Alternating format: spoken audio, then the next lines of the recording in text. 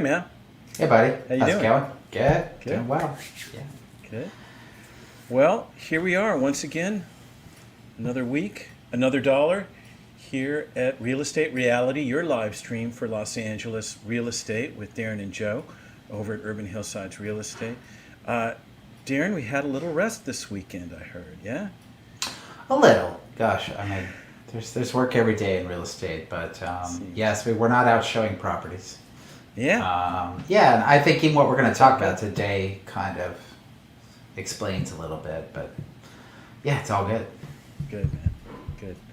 All right. Well, guys, thanks for joining us once again. It is 2 o'clock. We'll be here till 3. We're going to talk about a topic or topics we feel are timely. And then as well, of course, solds from the last 7 days, and then actives or new listings in the last 7 days for us to comment and give you some insight on how we look at things as real estate agents for our clients. Okay? And before we get too far, we'll do the disclaimer. Darren Hubert and Joe Cloninger are real estate agents at Keller Williams Los Feliz under the Urban Hillsides brand. All opinions expressed by Urban Hillsides or guests on this video are solely their opinions and do not reflect the opinions of Keller Williams Los Feliz. You should not treat any opinion expressed by Urban Hillsides as a specific inducement to make a particular investment or follow a particular strategy, but only as an expression of Urban Hillsides team's opinions. This video is for informational purposes only. All right. So, guys, to start off, Darren, you went to, what was that? An annual recap? The state of the California real estate market? What was it?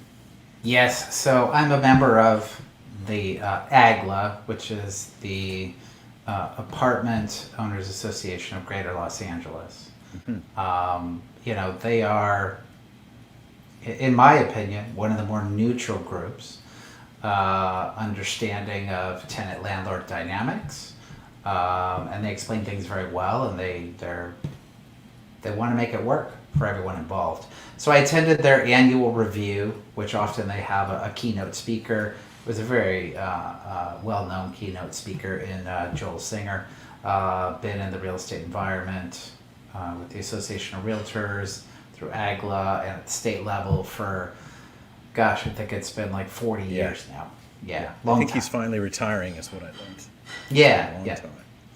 And he also, there were like 6 local state assembly members talking about, different things going on in their areas and how to, make sense of it all and how to go forward.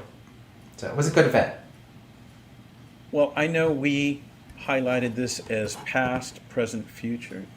How do you want to open it up?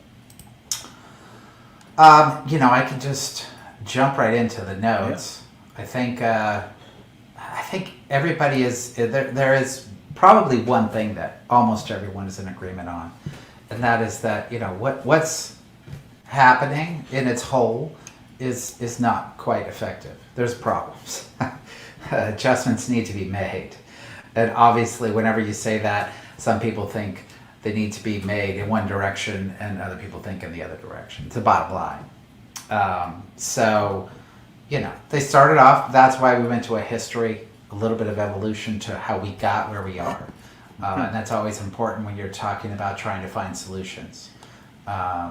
So I couldn't help but ad-lib a little bit in my summary, and I'll point out when I'm ad-libbing, going off topic from their event. But, so the first one, I'm 50-ish, and I wasn't buying real estate in the 70s, so I didn't know this. And the first thing he started off by saying, which was a surprise to me, was that in the 70s, California was one of the more affordable states in the country. Wow.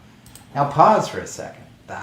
My whole lifetime, I when I was paying attention at all in the smallest amount, no, that wasn't the case. It's always been a more expensive place to be. Particularly in Los Angeles, where we are in a big city. But on average, the state was much more affordable at one time. So by the late 80s, that had flipped. And there are many reasons Why? We'll talk about a few of those reasons. They talk about a few of these reasons. But by the late 80s, we had an undersupply of homes, and it's not complicated. We repeat it constantly. This is a supply and demand driven market in real estate. So when there's less supply, prices rise. It's that simple. More supply, prices will go down. And that's always been the ebb and flow of real estate. For whatever reason, the supply rises or reduces. There's a lot of different factors that determine that, but it's always supply demand based that will determine the price. So currently, then with that in mind, currently affordability stands at 27% for the state.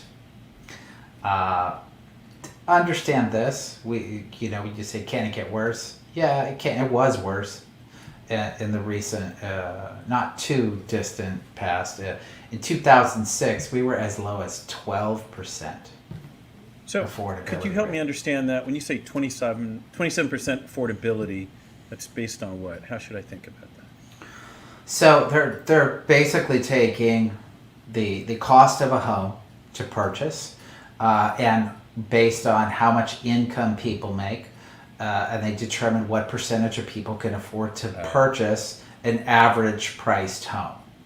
So when you look at California and you say our average price is in the range of $700,000 to $800,000 for the state, and sure, there are areas that are lower, there are clearly areas that are higher, but they have to come up with some reference point, and that's how they determine that reference point.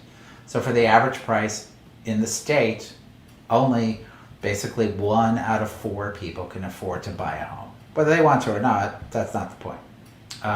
But going back to 2006, that number got as low as 12%, which is an insanely low number. And the other thing they pointed out with this 27% is they said that, and that's under this very low interest rate environment. Now, I see history repeating itself because I was in real estate back in 03, 04, 05, 06, 07, and there was a similar continual conversation. It's become kind of the way economics are managed on some level, particularly at the federal level, where they're afraid to raise rates to understimulate the economy, and often they're looking at how it's going to relate to housing. So they kept rates artificially low back in that era to continue to stimulate the economy. There wasn't a bigger reason like we have now with COVID. I think there's a bigger reason to keep rates low, to keep the overall, obviously it's a much bigger reason now. But it's having a similar effect on housing, where it's keeping the prices up. Now when rates rise, that will probably be the biggest shift to slowing down the housing market. And then it goes back to supply and demand again. But when rates rise, that number of affordability will go down, because most likely income is not going to rise at the same time. Although that also could happen. We are seeing a shortage of available workers. And again, supply demand, wages will rise if that trend continues as well.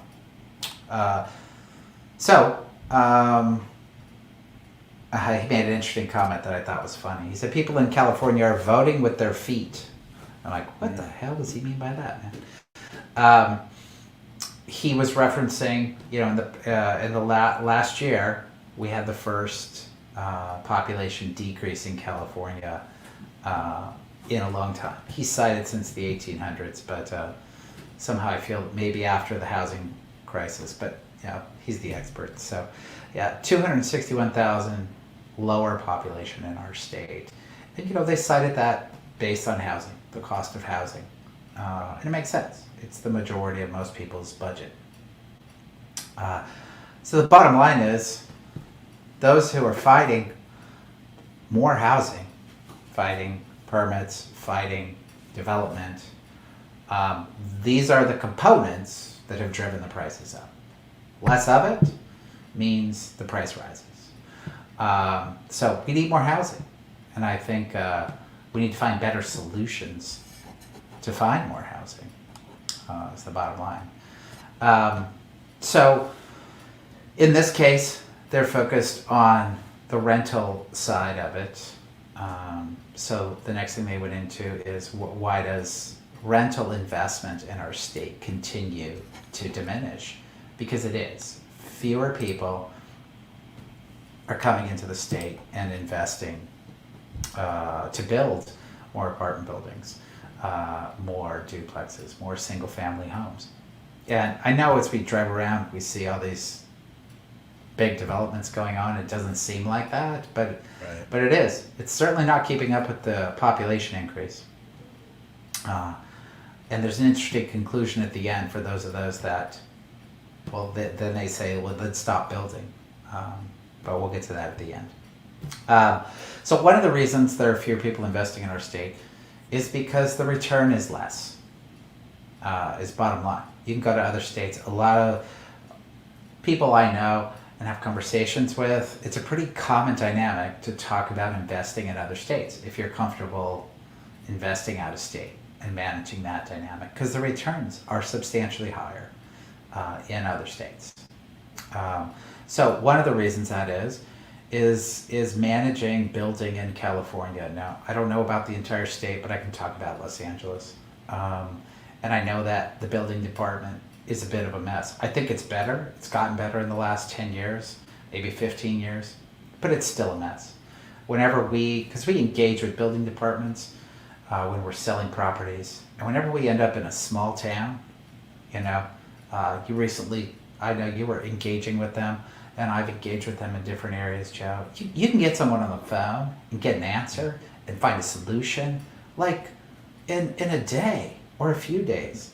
Something that could take easily weeks or longer to get anything from the city of LA. Mm-hmm. So the inefficiencies related to building departments is extremely costly. Time is money, and the reality is the renters aren't benefiting from that. It's simply costing developers more money. So they have to factor that in to the cost of rent, the cost of sale. So the cost to build are higher for the same reason. Time is money. The time to get permits approved, the time to have inspections done, the time, all these additional times. They were evaluating something, 10 minutes ago about somebody considering, do I do a big addition to sell? And I'm like, okay, how long will it take? What's the cost of the addition? They were coming in the range of $400,000. And then I said, okay, how long is it going to take to get that done? And what's the payments? So in addition to that $400,000, they have to factor in an additional $75,000 on top of that for holding costs. The time it takes. The cost of the loan and. Yeah. The time, no, not, well, yes, the cost of the loan that you have to pay while you're in the process of construction. Yeah. And who benefits from that? Nobody. Really, nobody benefits. But that cost, if that person decides to do that addition and sell the property, they're not going to absorb that cost. While they're making that decision, they're determining that they're going to pass that on to the purchaser. The costs of delays and inefficiencies are enormous. Then you have cost of labor. Look, I want everybody to get a living wage. I really do, or more. But the bottom line is the cost of labor is so high because the cost of housing is so high. That's a big part of it, right? You go to other states, even if you're hitting the minimum wage, the labor can be less expensive and people can have a higher quality of life. So that's something to keep in mind. Rent control. I bring up rent control as far as the cost because it, some people, they decide to build or not build because of the rent control guidelines. And they're not balanced. They're not balanced, simply put. Tenants, they give blanket decisions without understanding the nuances of each case. And I know from a distance, You can't be involved in every case, but they just don't seem to get engaged with what's really going on and how to make rent control work better. For those that need it, to give them even more help. And for those that don't, let them navigate their own way and be accountable. So, all costs, services, materials, utilities related to housing have risen tremendously. I mean, the city went out a couple of years ago and gave a very specific contract, and this has been talked about a lot if you're in the apartment industry, probably not at all if you're not, to a single provider to do trash service for multi-units. Okay? Who cares, right? Does it matter? Does that seem like a big deal to you, Joe? How many are doing that service? Well, How many I just said there used to be a lot, but the city gave the contract to one vendor. Okay? Now, think about that. If the city's choosing one vendor, you would think the city would go out and try to negotiate a good price for that vendor who's going to provide to all of those. No, they didn't. They didn't. Wow. It's at the mercy of the vendor and their pricing, and the cost of trash more than doubled. Okay? In an environment, and that's one example, and trust me, there are more. That's in an environment where the city is trying to reduce the maximum rent increase from 3% closer to 1.5% or less. Right off the bat, trash, 10% raise. And material costs, labor costs, DWP increases, water increases, sewer increases, all increases dramatically. And basically, I thought it was a great idea. The city should go out and negotiate reduced rates of all of these services. Negotiate. They have the negotiating power. Yeah. And then they could say, pass those on to the renters. Or at least here, landlords, we're going to reduce your increase so that renters will get an advantage, but we're going to save you some money over here. No, they haven't. So it's a one-sided. This is where I say people need help. People should get help. I support that, but it can't be one-sided. Again, eventually, landlords are just going to kind of give up. So the attitude towards developers, builders, investors, it's extremely negative, and it's extremely misleading as well. Like everything these days, you find an isolated case, and it doesn't even have to be one. Okay, it could be 1%, and that means there's thousands of people that it may affect. But it's not, 1% compared to 99%. That 1% gets blown out of proportion, and that negativity, because I'm a property owner. That negativity is just filtering down, creates a horrible relationship between the landlord and tenants, and in general, it creates a bad dynamic of being a landlord. And then what happens is maybe the nicer landlords, the local people who want to engage in helping provide housing, they kind of don't want to deal with that. It's really only the toughest and the grittiest who end up sticking it out through that process. And those are the worst ones for the tenants. They really are. So it's a self-fulfilling prophecy. If you keep badgering landlords and keep shortchanging them, you're getting the shittiest ones that are left. And I'm sorry, this probably should be a G-rated show, but well, right. I'm reading through the notes as well, and as you're talking about who is the landlord, that was a big number. Right. 72% of rental housing is by mom and pop landlords, right? I'm saying 1%, but the bottom line is almost three quarters of housing is by people who have probably moved up into the middle class by owning property and sacrificing. And I assure you, if you don't own investment property, you potentially don't understand the sacrifices that are made for a future gain. It's not about a present gain. It is about a future gain. And that future gain comes if you're diligent and persistent and you stick with it. But it's not a short term. And in the audience that you were in, what were some of the examples of of audience members. Those mom and pops were there, I imagine, right? Ironically, so sure, there were 6 state assembly members that were having a dialogue, a round table, and there was somebody from Baldwin Hills who grew up in the adjacent community. There was somebody from Pico Rivera. There was somebody from Orange County. They did try to get a diverse group, and they talked about, one of them, a woman assembly member, her parents, she grew up around housing because they bought multi-units and lived in multi-units. They always had that. So her parents made that sacrifice early. The other one, he remembered his parents buying. They would go buy in, the lower cost communities and hope those communities would rise up, as many of them have, clearly in our city over time. So it was diverse. And of course, there was never a consensus. But in those dialogues, there seemed to be an understanding of the mix, of how to try to find some solutions. Although, going on the possible solutions side, I think one of the most important things is to craft better legislation. And the thing I've said since COVID, probably not the first month, but maybe the second or third month into it, was I said, wait a second here. Everybody needs to be accountable, okay?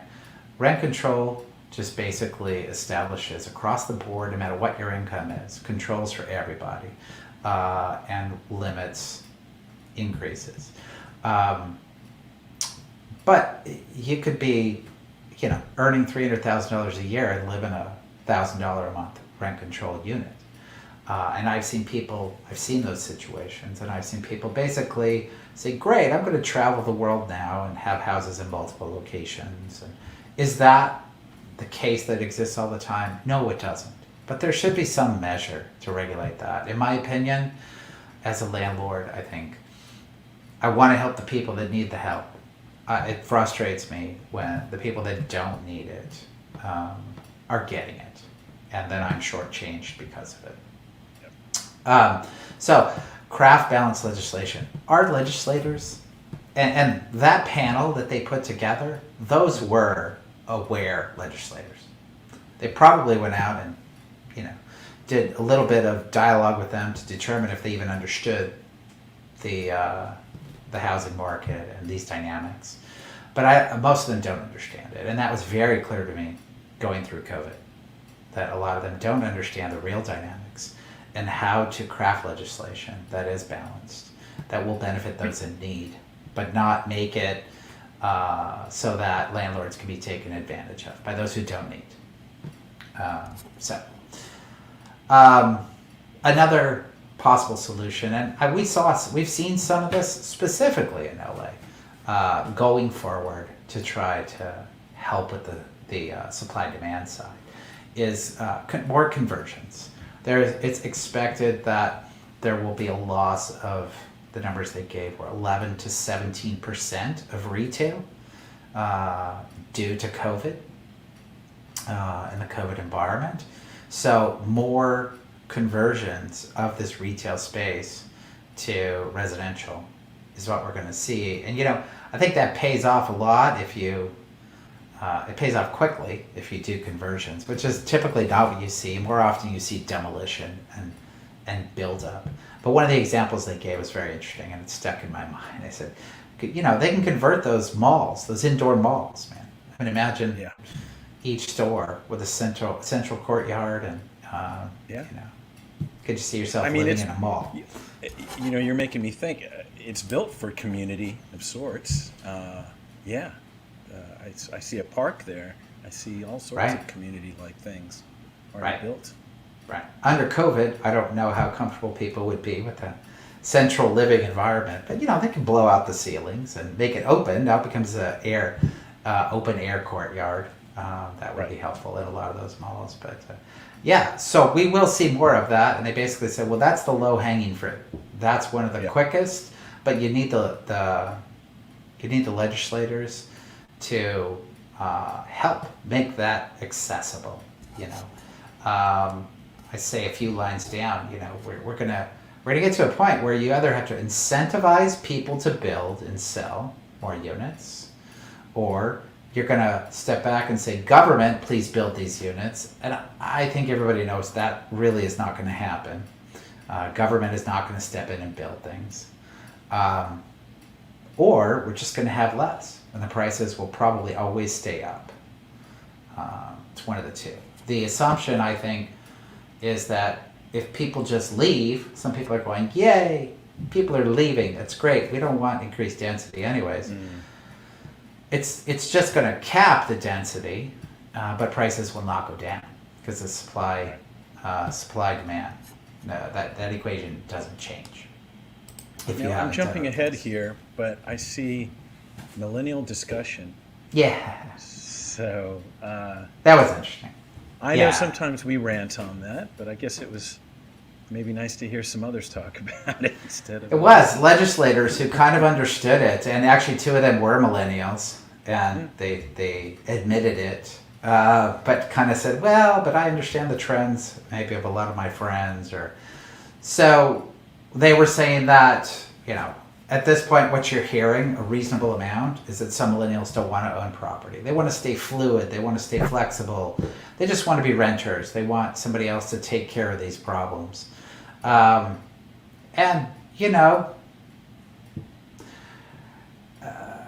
a lot of problems.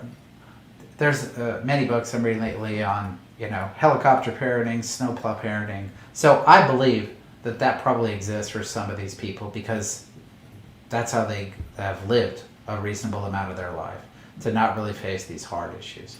But that said, maybe that's a small group. I believe more wholeheartedly that they do want to own property because it's one of the best paths to financial success. Clearly.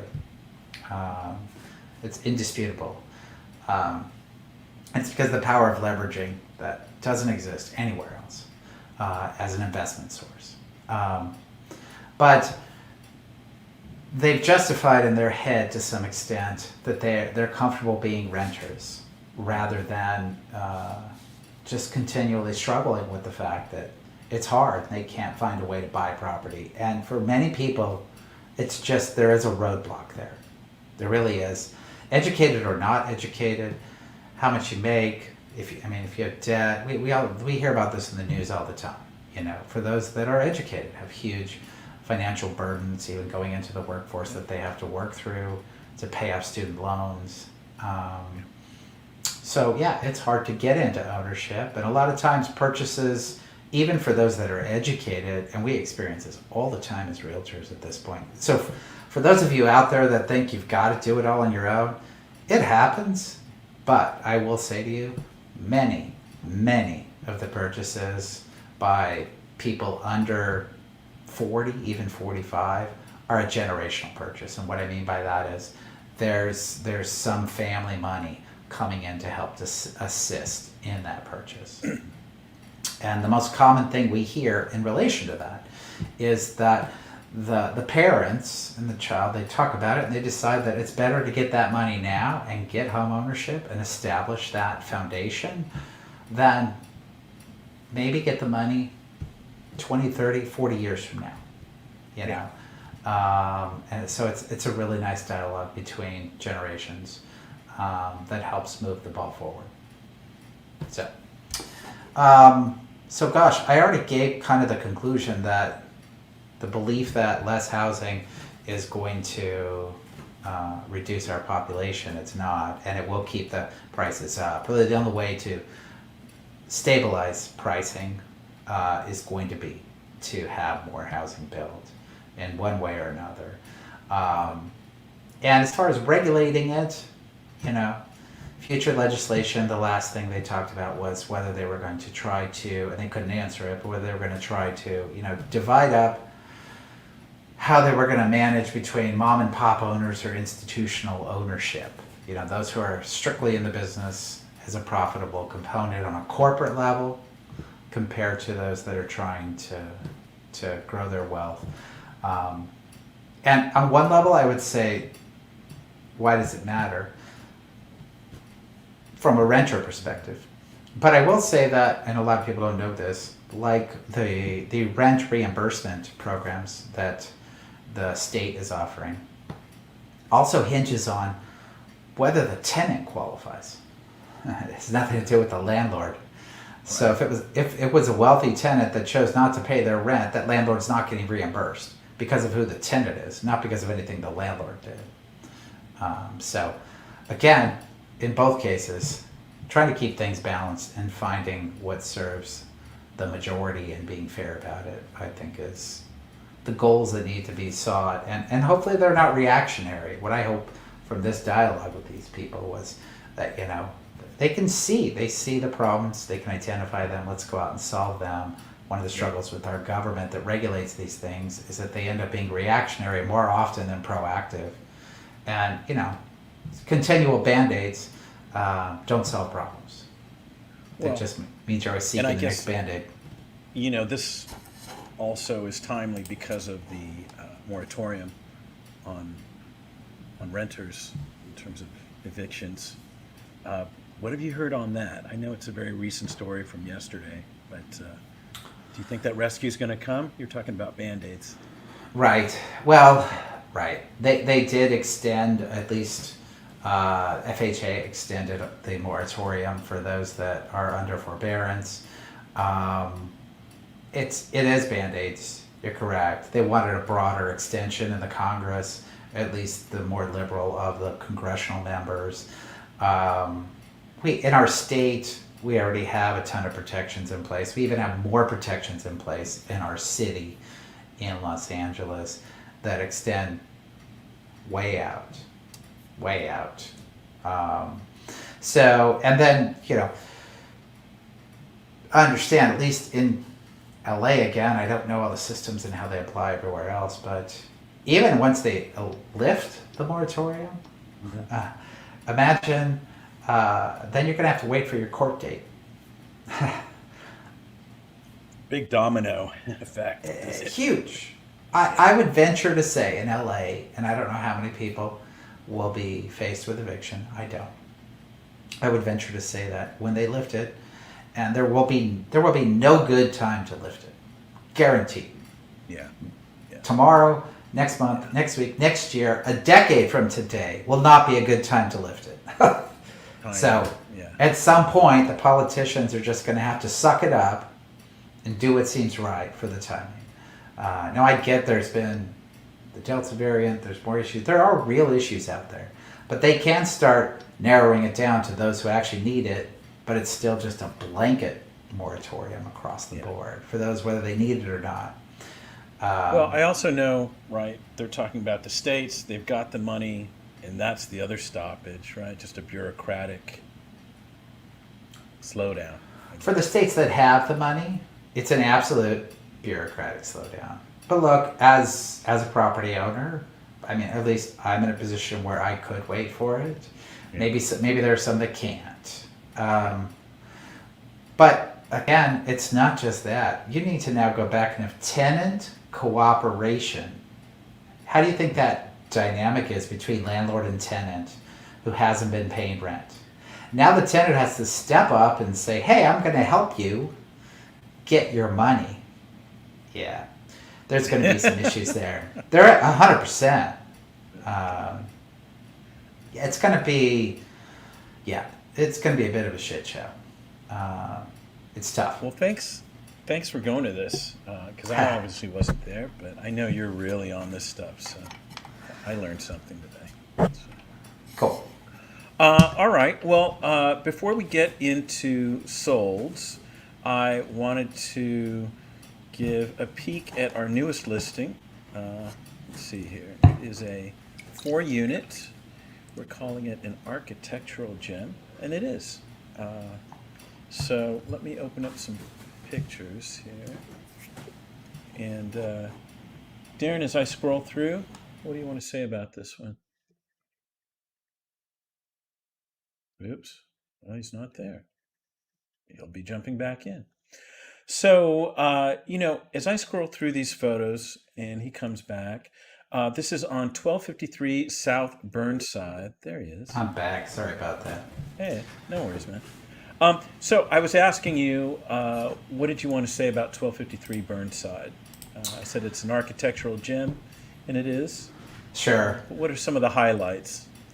First off, it's on a great street, centrally located, access to everything, east side, west side, all the above, beach, communities. It's great. The location is fantastic. The units, townhome style units, just a great situation for tenants, which makes it a more desirable unit to rent. Yeah. They're spacious, 2 stories, bedrooms upstairs, common area down. The 3 townhomes are all kind of similar. The one has a really nice large front yard area. And they're great. They get a lot of light. Then there's a unit over the garage, which is fully detached, no common walls with anyone. That's a 1-bedroom unit. So, they're spaces that will rent very easily when they're available on the market. They have laundry in the unit. They have off-street parking. They have garages. All the things tenants are looking for. I was going to say, for me, if I was looking at this as a renter, this is really kind of the romantic, quintessential rental that you would like to find. But there just aren't as many of them anymore. We're all boxed in these new buildings. Right. So there it is, guys. Go ahead. Yeah, and the numbers work for an owner-occupant. There are, which is also very relevant, 2 units that will be delivered vacant. One of the townhomes and the one over the garage.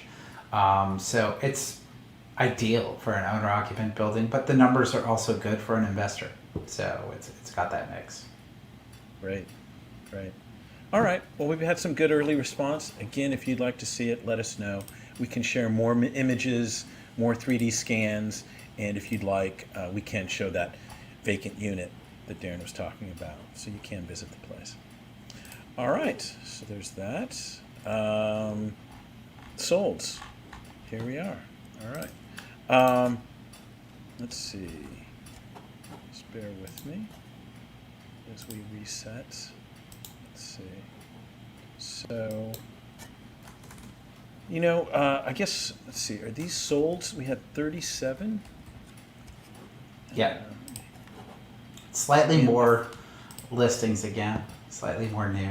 41 to 37. Yeah.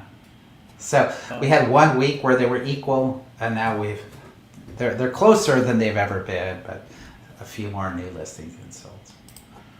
Well, let's take a look at what termed buyer wins. I don't know if that's true. We'll find out. But the first one is, where is it? Of course, now it doesn't show up. Catalina. Let's see. Oops. 2333 Catalina. Oh, there it is. Yeah. All right. So I termed this a buyer win, Darren, because it was $374,000 below its asking price. So let's look at 2333 North Catalina Street. It is a 4-bedroom. What is it? 3 bath? No, 4-bedroom, 5 bath, and I'm sure a beautiful place here. 4,458 square feet of living space, and on a 10,654 square foot lot. It sold for $3,625,000, but like I said, it listed at $3,999,000. It took 29 days on the market. Wow, look at all that light and sun and views. Wow, beautiful. But again, Dorothy Carter. We know Dorothy Carter in Mike Ireland. Yeah. Beautiful house. Maybe it's a win for both of them. Certainly a win for Dorothy and Michael. As listing and the selling agents. Oh, yeah. Wow. Good for everyone. Wow. Agent win. All right. Good job. Yeah, so, it is. I wish they would have highlighted the view a little more. The view from that balcony looks pretty spectacular. Yeah. The house looks like it's, it's not the most modern. It's not the most original, old. architecture. So it's kind of in between. You're buying the square footage, the view, the pool. It's a nice space, but my guess is even at that price, somebody, and yes, amazingly, somebody will come in and do some pretty serious remodeling potentially. Sure, always. Okay, let's move on to the next one. Okay, the next one is 4811 Sonata. Let me find that. Sonata, where are you, Sonata? There you go. Sonata, there it is.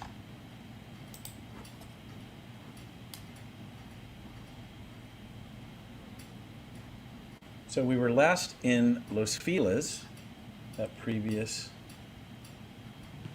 property. We are now in Highland Park. So 4811 Sonata Lane, 3-bedroom, 2-bath, 1,501 square feet. Sold for $987,000, and it's on a lot size 6,114, and it started at $1,149,000. It took 14 days on the market. And this is brought to us by Tracy Doe and Victor Montesinos. So congrats to them. But as I mentioned, Darren, looks like a nice win for the buyers. Yeah, it looks fantastic. 62,000 below. It's a nice layout. I like Right? those little U-shaped entryways. It's a slight variation of a courtyard, which makes you feel connected. Often they'll have a door so you can enter from the garage into the courtyard rather than parking and walking around. Nicely set up from the street. It looks beautiful. It's well prepped, as it often is with this team, and I'd call it a win for the buyer as well. You know what's interesting, and I don't think they really show it off, but it looks like a small lot.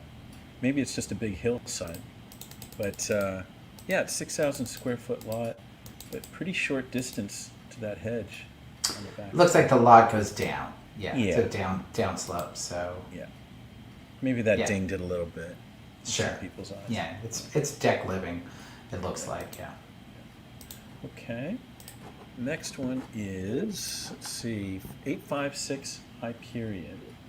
Let's take a look at that. Hyperion. 56, where are you? Oh, there it is. Okay. This is a little residential section of Hyperion. Obviously, Hyperion shifts to be mostly commercial. Mm-hmm. So 856 Hyperion Avenue. Let's see, it's sold 3-bedroom, 2-bath, 1,636 square feet. It sold for $1,175,000, and let's see here, started at 57 days on the market. It took. Yeah, it's because they didn't prep. That's why. Yeah. Oh, lot size 7,522. But why am I not seeing the? Oh, there it is. Yeah, $1,299,999. So yeah, pretty easy, huh? Prep. Yeah. No staging. Yeah. Right. So I mean, absolutely. Place wasn't cleaned up. Doesn't look like it was really decluttered. And maybe it was, but there's still some obvious clutter left, in my opinion. Yeah. The backyard looks fantastic. I love that xeriscape with the pressure treated board, leveling it off, desert scape. It's nice. And I hate to say it, as simple as it may seem, starting your listing with a vertical photo actually shrinks the scaling of the whole photo, and it doesn't start off looking good. Not a good first impression. No, all these little things, they really do matter. Yep. I mean, gosh, man, you know how people are. We're all short attention span theater. Yeah, you look at the first photo. Speak for yourself, That's Joe. your impression. I'm short attention span. All right. But yeah, somebody got a $125,000 discount of sorts. So good. Yeah. Good. Brought to us by Morella Nazarian at Keller Williams Hollywood Hills, and looks like another agent win, Darren. Listing and selling agent. Dual agency. Gosh. Yeah. Why is that, Joe? Why do we see more of that today? Well, I think the buyers, right, are definitely approaching the agent the listing agent, and yeah, making a compelling case for 2 commissions, not 1. Right, and they're feeling a little desperate, a little, some of the things we were talking about earlier. They just really want to get a property for those that are out there in the fight. Right. And they think that this will help them get it, and I disagree with that. It also kind of puts them at risk. We say there are a few cases where a dual agency works, and I don't know what these cases were on these last 2 listings, but Right. I've also been in situations where it seems like it'll work until you get deeper into negotiations, and then it no longer works. And then when we find ourselves in those situations, we offer the out if it just doesn't feel right, because it's not going to work out to anybody's benefit. Okay, well, let's look at what I'm calling seller wins. See if I can find what we need here.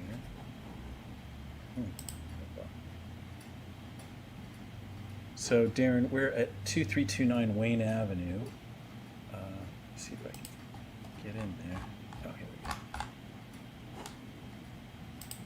That's a nice opening picture. So, this was a win at over 345,000 over asking. Very curiosity driving photo there. 2329 Wayne Avenue. It's a 3-bedroom, 4-bath, 3,020 square feet. It sold for $3,340,000, and it's on a nice sized lot of 9,069 square feet. And this is in Los Feliz, right above Los Feliz Boulevard. And it took 6 days, no less, on market. It started at $2,995,000, and this was brought to us by Bonnie Bryant and Joe Reichling as listing agents. And Katie Party and Tammy Party are the buying agents. So, Nice space. beautiful. Lots of prep. Beautiful from the start, from the streets and the landscaping, the original architecture, and then well prepped on the inside. I would venture to say, I would almost guarantee that that's fully staged. Yeah. Looks nice, presented well. Yeah. No surprise, sold in 6 days. All right. All right. Next, I think we are at 4870 Stratford Road. Let's see, 4870. There it is. So we were in Los Feliz. Where are we now? Let's see. Highland That's Park. Stratford is Highland Park, yeah. Yeah. So this was 361,000 above asking. Wow. Highland Park. Let's see what's going on here. This was brought to us by Heather Orozco, TRG, and Julio Orozco. 4870 Stratford Road, 2-bedroom, 2-bath, 976 square feet, sold for $1,260,000, and small lot, fairly, at $3,995, and it sold. Let's see, days on market 10 days, and it started at $899,000. So, gosh, what can you say? Looks good. Well done, for sure. Well done. Presents very well. The kitchen's pretty simple. The bathrooms are not amazing. Well staged. It looks like a very large outdoor space. So if the lot is truly that small, the house looks pushed towards the front. So, Yeah. well, maybe not. The backyard is nice. Very nice. Was there any additional space? Let's see. Doesn't look like it. Let's see. Yeah. No. I mean, where's this to? I think a location probably makes this really desirable. This is just tough. We talk about... Occidental. Boom. Sure, by the college. We talk about the emotional bump, and some properties have it and some don't. When you get the emotional bump, you're getting in price, you're getting, you're checking a lot of boxes. You know, the house is clean, it's move-in ready, it's got designer qualities, it's got landscaping, it's got outdoor destinations, it's situated properly on a lot in relation to other houses. I mean, it's just bam, like everything, and then people will, you know, just raise the price to whatever. It's like, I can completely move in and be happy here. You're going to get a lot more money for the house. Well, right, and the romance continues, right? So it's by York Boulevard, a couple Yeah. blocks over. You've got your restaurants, your retail. It really hits a lot of check marks. You're right. Yeah, and we're always trying to, on some level, hit that emotional pricing. You know, moving beyond Bed Bath. Yeah. Yeah, because I looked at 976 square feet. I was like, oh gosh, this is great. Yeah, it makes sense. Yep. All right. All right. Next, we are going to 5164 Highland View. Is it? Let's see. 564 Benico Rock. Highland View. Yeah. Let's see. Yep.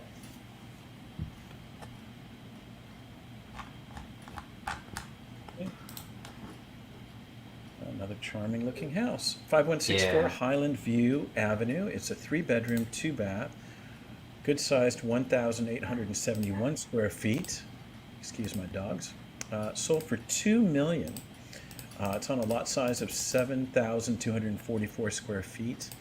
Took 8 days on the market, and it started at $1,369,000. This was brought to us by Vanessa Yan and Soulful Abode, Los Angeles. So, wow. Very Yeah. impressive price jump. Yeah, bonus space. Looks like there's a recording studio. Ah. Yeah, they're calling it a studio. Very nice. Maybe the person that the sold was already in the business, as it's been set up that way. It's always nice when you have that second space, particularly with an owner that needs it. You know, sometimes what will bring the best price is the best match.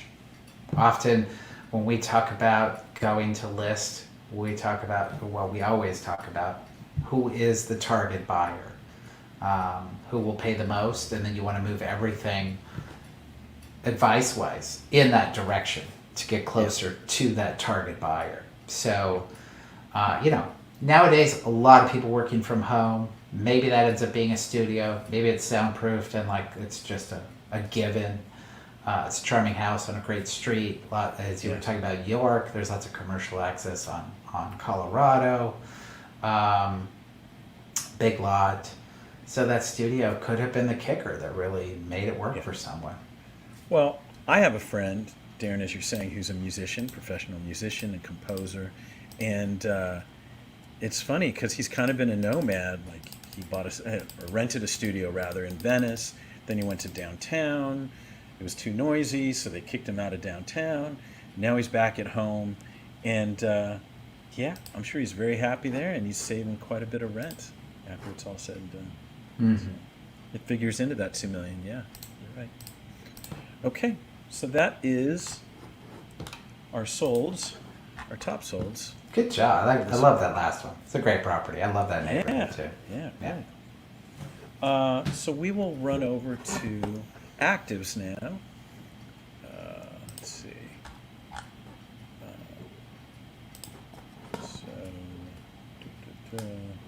New listings in the last 7 days for Northeast Los Angeles. Yeah, I think that let's do Waterloo. This is one we lost. We did not get it as a listing, but you know, great owner, and a nice property. It should sell quickly for her. All right, 1412. Yeah. So this is 1412, as Darren said, Waterloo Street, 2-bedroom, 2-bath, 924 square feet, and it is listed at $925,000. On a smaller lot, 2,810. There is an open house coming up tomorrow between 6 to 8, twilight open, and it's been on the market now for 6 days, and let's see, brought to us by Ginger Orsi. So, Yeah, out of area agent. It's always kind of, you know, this is our area that we put a lot of attention into. Sure. And in reality, you know, I've seen the house, and it's the owner who made the house look that way.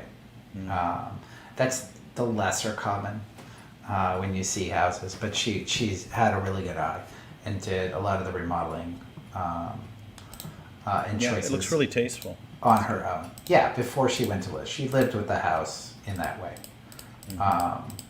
You know, I'd say the one shortfall is probably the bathrooms. One just kind of has a lower grade finishes, and then one is kind of a little crazy, which her and I chatted about for a while. But A crazy bathroom? yeah, I've got a photo of 31, man. And Okay. Let's see. 31. Oh, oops, 30. Go back. Oh.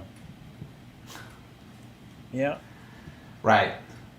that ceiling, that shower. Somebody, yeah, super small sink, enormous shower. You know, it's interesting.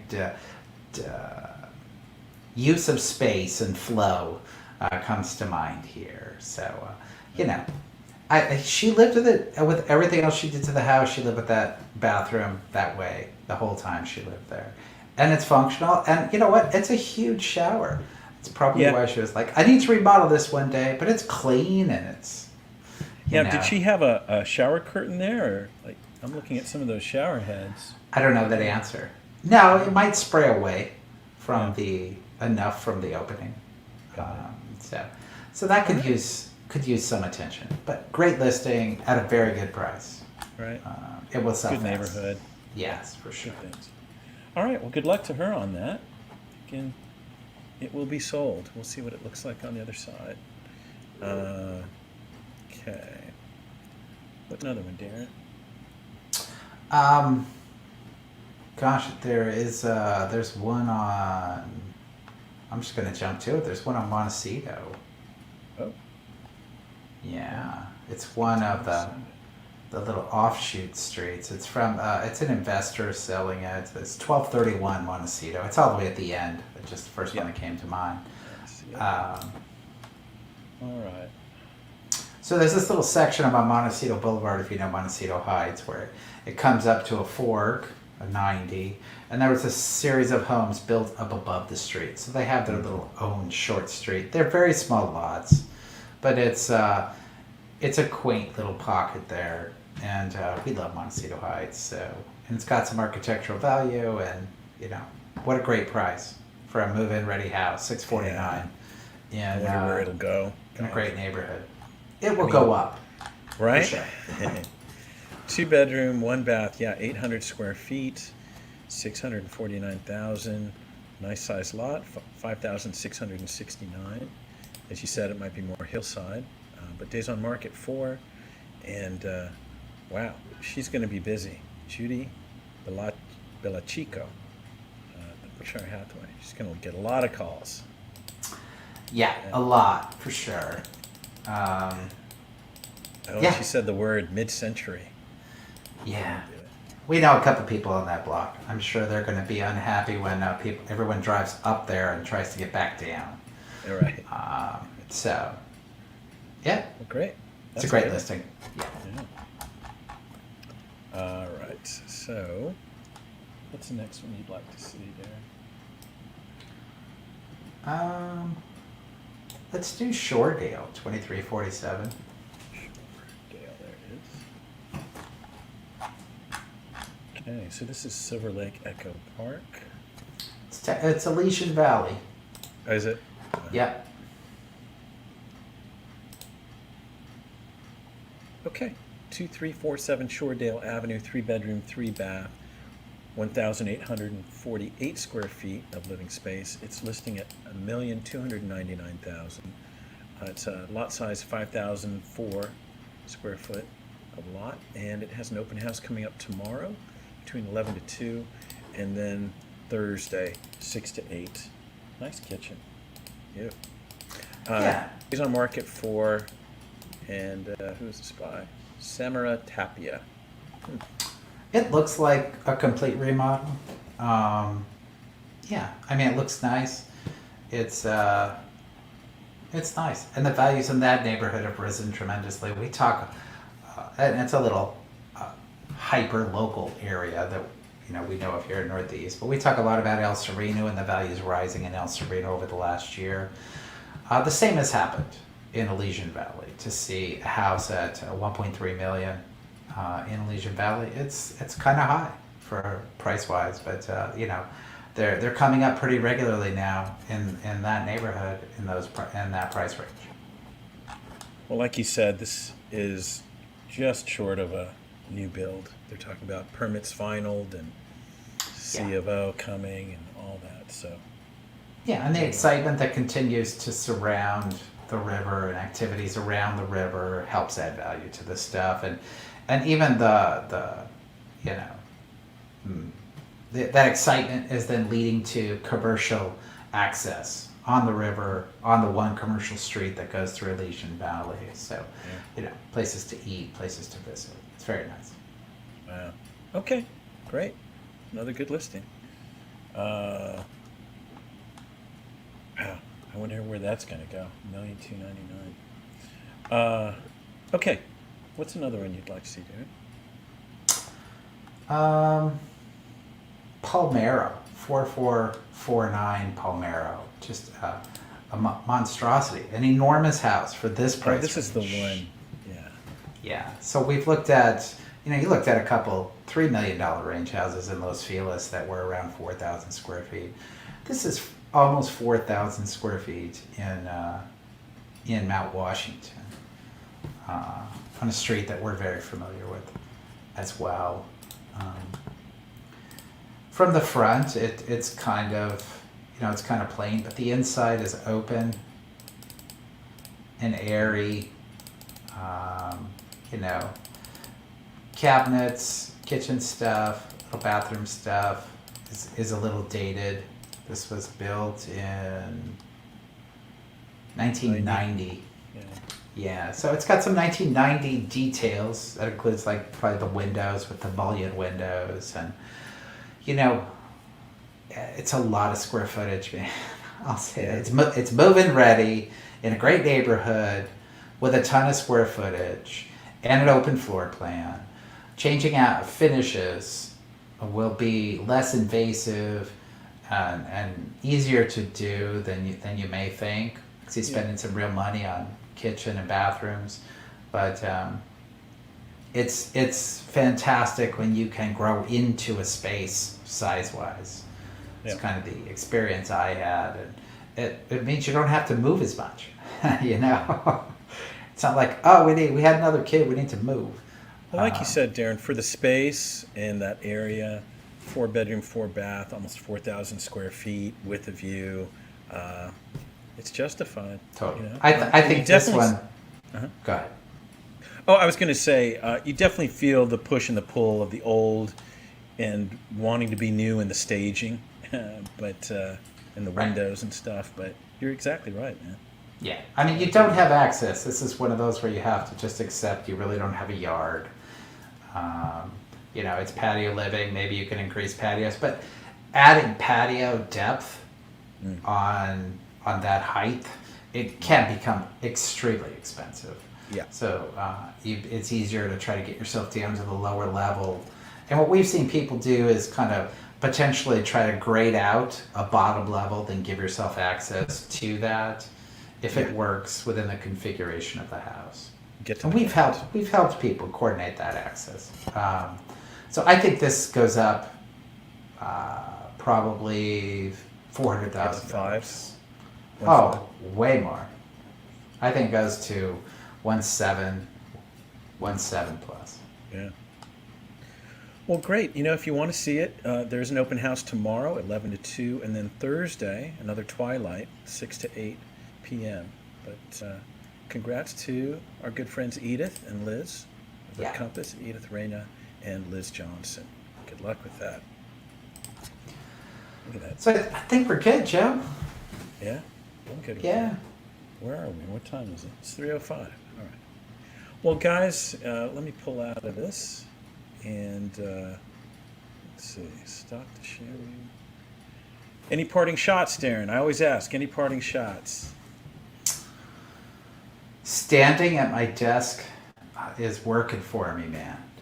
Feels You good. like it, right? The energy's there. It's good. Yeah, feel better. It's good. Well, look, we do have a comment from Jackie Schumann, the owner of 1412 Waterloo. You guys are the best for plugging Waterloo, even with that wild bathroom. Thanks to you, Bo. Yeah, somebody's Thank going to you, laugh Jackie. at that and move on. They are. They're going to buy it. That's not going to prevent someone from buying it. Not at all. Not No. at all. All right. Well, look, guys, we're out. Have a great week. Jackie, good luck. And we'll see you next Monday, 2 to 3. All right. Take care. Bye now.